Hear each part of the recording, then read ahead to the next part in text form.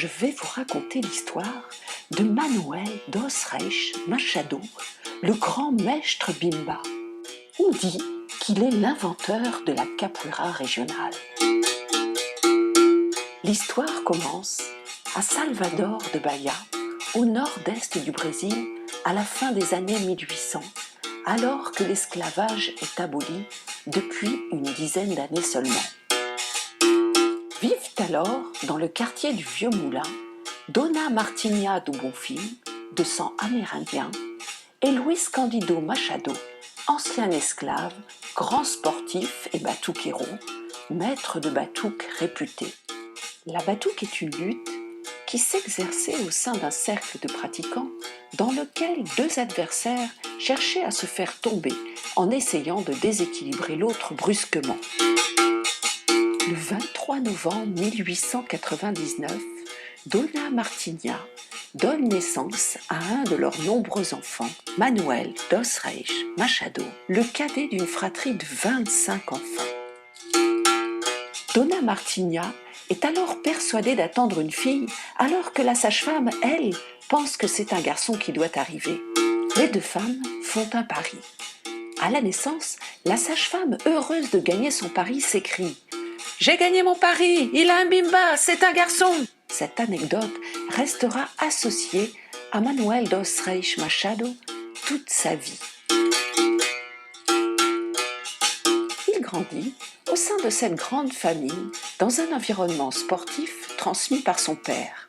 Il commence à apprendre la capoeira à l'âge de 12 ans avec le maître africain Bentinho, capitaine de la compagnie maritime de Bahia.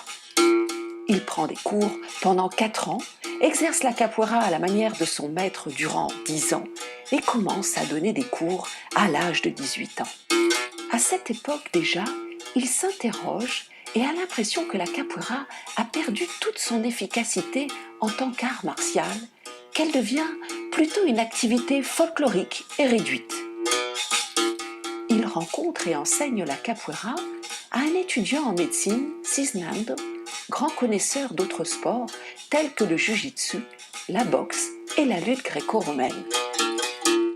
De cette relation commencent à naître les premiers développements de la lutte régionale bahanaise. À la capoeira, il ajoute des mouvements de batuque, de boxe, de jiu-jitsu et d'autres encore qu'il invente de toutes parts. Il crée ainsi un style de combat bien plus objectif. En 1928, Manuel dos Reis Machado, devenu maître Bimba, est invité à faire une démonstration de capoeira régionale devant Juraci Magalhães, le gouverneur de Bahia. Celui-ci est tellement impressionné qu'il décide d'autoriser maître Bimba à fonder sa propre école et, chose incroyable, lève l'interdiction de la pratique de la capoeira dans sa région. C'est cette année-là que maître Bimba crée la capoeira régionale qu'il qualifie lui-même de lutte très complète. En 1932, il fonde à Bahia sa première académie, le Centro de Cultura Física e Luta Regional. Dans son école, il met en place un règlement très strict avec, entre autres, le port de la tenue blanche obligatoire pour tous les élèves. Progressivement, des médecins, des avocats, des politiciens, des personnes issues des classes sociales moyennes et privilégiées intègrent ces cours. Tous les hommes issus de toutes les classes veulent faire de la capoeira avec maître Bimba. Il croit en la capoeira et en sa qualité d'art martial défensif. Il met en place des méthodes d'enseignement avec des règles, des principes et des traditions que l'on retrouve aujourd'hui dans la capoeira contemporaine. Il invente des séquences d'attaque et de défense que ses élèves doivent connaître et exécuter dans la rode. Il invente aussi les cintura desprezada, enseignés aux élèves les plus avancés, et il met en place le système de graduation et le batizado, où l'étudiant reçoit un surnom et son premier grade. Maître Bimba crée un règlement à respecter par toutes les personnes inscrites dans son école.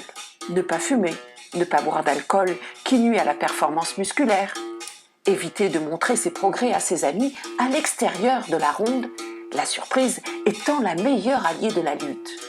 Évitez de parler pendant les cours, cherchez toujours à faire la ginga, pratiquez quotidiennement les exercices fondamentaux, ne pas avoir peur d'approcher de l'adversaire, gardez le corps relâché, acceptez de prendre un coup dans la rôde, c'est toujours mieux que de le prendre dans la rue. Tout son enseignement s'articule autour de valeurs de base telles que jouer en respectant le rythme du berimbau, respecter un joueur qui ne peut plus se défendre tout en respectant son intégrité physique et morale. Le plus fort fait attention au plus faible. Autant de principes fondamentaux que l'on retrouve aujourd'hui dans de nombreux clubs de capoeira. Il met en place aussi le charenga, l'orchestre de capoeira, la batteria de Maître Bimba, composée d'un berimbau et de 2 panderos. Pour accompagner le jeu, il invente les chants quadres et corrido. En 1936, Maître Bimba défie des combattants de plusieurs arts martiaux. Il gagne tous les combats. Et en 1937, suite à une démonstration publique devant le président de l'époque, Getúlio Vargas, il obtient l'autorisation officielle pour enseigner la capoeira et gagne le diplôme d'éducateur national. En 1942, Maître Bimba ouvre une deuxième école au Terreiro de Jesus, rue des Orangers. En 1949, il fait son premier voyage à Sao Paulo pour y assurer des démonstrations. Puis, en 1950, il voyage à Rio de Janeiro et dans d'autres États. En 1954 et 1968 aussi, il apparaît même dans 2 films. Durant toutes ces années, il est une référence dans le monde de la capoeira.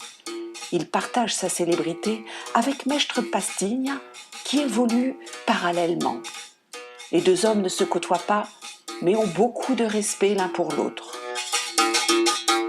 C'est en 1973 que, peu satisfait des promesses et du manque d'appui des autorités locales de Bahia, il part pour Goiás avec sa famille chez Osvaldo de Souza, son ancien élève. Et le 5 février 1974, à l'aube de ses 75 ans, Maître Bimba décède d'un accident vasculaire cérébral à l'hôpital de Goiás. De nombreux élèves qu'il a formés répandront et transmettront la capoeira régionale dans le monde entier. Toute sa vie, Manuel dos Reis Machado, Maître Bimba, s'est battu pour ce qu'il croyait le meilleur pour la capoeira et a réussi son projet. Après sa mort, son fils, Maître Nenel, âgé de 14 ans, reprend la direction de l'académie de son père. Il est toujours responsable du remarquable héritage culturel et historique que son père a laissé derrière lui. Il est le président de l'académie Filhos de Bimba. C'est en 1979 que la dépouille de Maître Bimba est transférée à Bahia.